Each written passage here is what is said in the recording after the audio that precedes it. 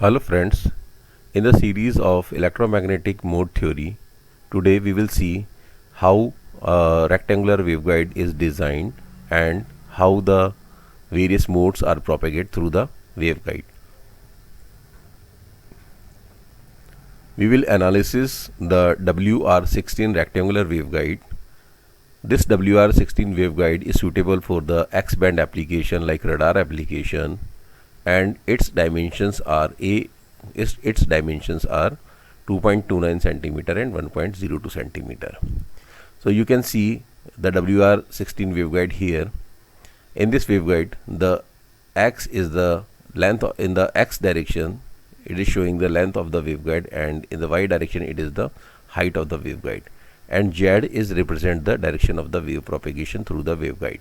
So the A is the length, B is the height, and Z is the direction of propagation. Here A is 2.29 centimeter and B is 1.02 centimeter. In the designing of waveguide, the thumb rule is that the dimension of A will be lambda by 2 and the dimension of B will be half of the A. To analyze the waveguide, we will calculate the cutoff frequency of the WR16 rectangular waveguide. To analyze the WR16 rectangular waveguide, we will calculate the cutoff frequency of the waveguide. We will calculate the cutoff frequency by this formula: Fc equal to C upon 2 under root epsilon r mu r, and this term will be multiplied by the under root m upon a whole square plus n upon b whole square, where C is the velocity of light, mu r and epsilon are the permeability and the permittivity of the material, m and n are the number of modes, a and b are the dimension of the waveguide. In our case, initially we are taking epsilon r and mu r equal to 1, and a and b are already given. To analyze the various modes through WR16 waveguide, here we will calculate the first 5 modes that will propagate through the waveguide. So first we are calculating the dominant mode, that is TE10 mode. In case of TE10 mode, here 1 and 0 are representing m and n. The first term represents the m and second term represents the n. The significance of m and n is the number of half sine wave on x-axis and number of half sine wave on the y-axis. So if m equal to 1 and n equal to 0 means there is one half sine wave in the x direction and there is no half sine wave in the y direction. So we will put the value of m and n in this formula, and epsilon r and mu r here. We will get C upon 2 under root 1 upon a whole square plus 0 upon b whole square. This term will vanish out. This square will be cancelled out from this square root, and we will get Fc equal to C upon 2 1 upon a. So C is 3 into 10 raised to power 10 centimeter per second. 2 is here, and the dimension of and the measurement of A is 2.29 centimeter. We will get 1 upon 2, we will put this value here, and we will get Fc equal to 6.55 gigahertz. It means first cutoff frequency for this for the dominant mode TE10 mode, this will be 6.65 gigahertz. Now we will calculate the cutoff frequency for next higher mode. This is TE20 mode. In the TE20 mode, there is only one change, that this value will be 2, and when we will solve the square root of this term, squaring and square root of this term, we will get the 2 times of this value. So for the TE20 mode, the cutoff frequency will be 13.1 gigahertz. Similarly, for TE01 mode, the first value will be vanish out and the second value will remain here. So Fc will be C upon 2 1 upon b. The value of b is 1.02, and when we will solve this term, we will get the 14.7 gigahertz cutoff frequency for TE01 mode.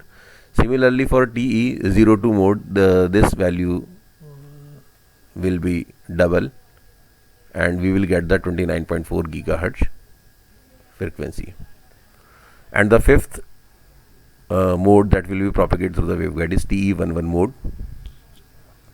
And to calculate the TE11 mode, we will put 1 and 1 here, and after solving this term we will get the 16 gigahertz. So the first mode that will be propagated through the waveguide is at 6.55 gigahertz. Second mode is at 13.1 gigahertz. Third mode is at 14.5 gigahertz, and the fourth mode is at 16 gigahertz, and fifth mode is at 29.4 gigahertz. TM, we can also calculate the TM11 mode. TM11 mode, again we will keep the formula same, 1 and 1 here, and again for TM11 mode we are getting 16 gigahertz. So TE11 and TM11 are degenerated modes. Now we have seen the analytical portion of the waveguide, that which mode will be propagate at which frequency. Now we will see the designing procedure of a rectangular waveguide. Here we will solve a numerical, that we will design a rectangular waveguide and also ensure the single mode operation over the band 19 to 14 gigahertz. Again, this waveguide is operating on X band, and the lower cutoff frequency is 9 gigahertz and the upper cutoff frequency is 14 gigahertz, and it is filled by the free space. So to design this, we will calculate the dominant mode, TE10 mode, whose cutoff frequency is given by Fc equal to 1 upon 2a epsilon naught mu naught, and here we will put 30 into 10 raised to power 9. This is the velocity of light 2 upon 2a, and this equal to 9 into 10 raised to power 9 gigahertz, which is given here because the lower cutoff frequency is 9 into or the lower limit of the cutoff frequency is 9 gigahertz. So by this formula we will calculate the value of a, and we will get a equal to 1.667 centimeter. Now we will calculate the by seeing this, that the cutoff frequency for TE10 mode is 9 gigahertz, then the cutoff frequency for TE20 mode will be 18 gigahertz. This is just double of this value, and it means the next higher mode will not be TE20, the next higher mode will be TE10 mode. So we will calculate the TE10 mode. There is only one difference, that we will replace this A by B for TE01 mode, and the upper cutoff frequency is 14 gigahertz. That is why we are putting 14 gigahertz here, and 30 into 10 raised to power 9 velocity of the light, and 2 is here. So from here we will calculate the value of B. We are getting B is 1.071 centimeter. So if we want to propagate only single mode through this waveguide, we have to choose this dimension. The value of A will be this and the value of B will be this. Now how the various modes will propagate through the waveguide. In the next subsequent video, you will see the simulation of WR16 waveguide, and I am showing you the various modes in the WR16 waveguide here. So there are various, we will analyze the first 5 transmission mode through the waveguide WR16. So here you can see that TE10, TE20, TE01, TE11, TM11 modes here. So for TE01 mode, you can see the electric field will be looks like this. So here you can see the energy is getting high from 0. Let us suppose that boundary is 0 here and the A is here. So it gradually increasing from 0 to A by 2, and from A by 2 to A it is decreasing. So it's a half sine wave in the direction of A. That's why it supports transverse electric 1, and on y axis there is no half sine wave, that is why it is 0. So there is no half sine wave in the direction of B, that is why it supports transverse electric 10 mode. And you can see here the magnetic field lines are here, and whenever you will see the vector electric field and vector magnetic field in the waveguide, you will found that that magnetic field is not perpendicular to the direction of the wave propagation. That is why it doesn't support to the transverse magnetic mode.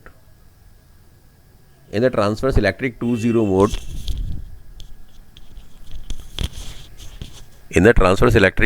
mode, you can see that there are two half sine waves on the x-axis, and there is no half sine wave on the y-axis. That is why it supports to the transverse electric 2-0 mode. And transverse magnetic 2-0 mode, it will be looks like this. In the transverse electric 0-1 mode, there is no half sine wave on x-axis, but you can see here B, and from this here you can see on this edge, you can see that half sine wave is making on the y-axis. So that is why it supports transverse electric 0-1 mode.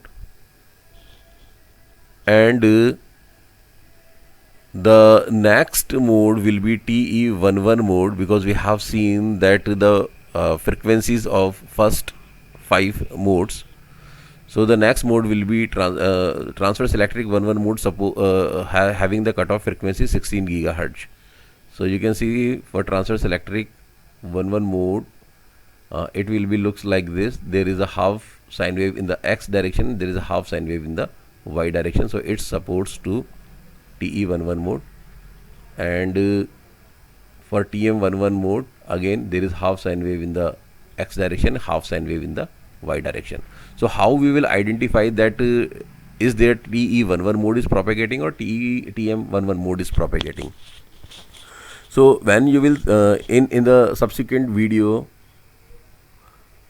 in the next video, you will see that when we will see the electric field lines and magnetic field lines, then you will found that in the fifth mode, the transverse electric lines are not perpendicular to the direction of the wave propagation.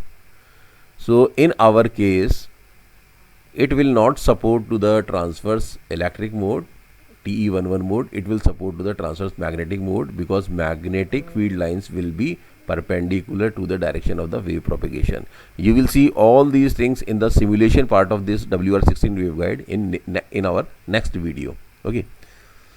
Here I am giving the theoretical concept of mode analysis of waveguide, and this diagram is showing the surface current over the waveguide.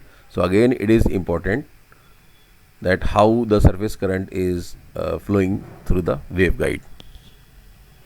The attenuation versus frequency curve. In the attenuation versus frequency curve, you can see that the first cutoff frequency is at 6.5 GHz. The second cutoff frequency is at 13.1 GHz. The next is 14.7, and the next is at 16 GHz. So these are the first 4 modes that will propagate through the waveguide, and you will see in the next video that how they are propagate through the waveguide and how you will simulate it on HFSS. Thank you.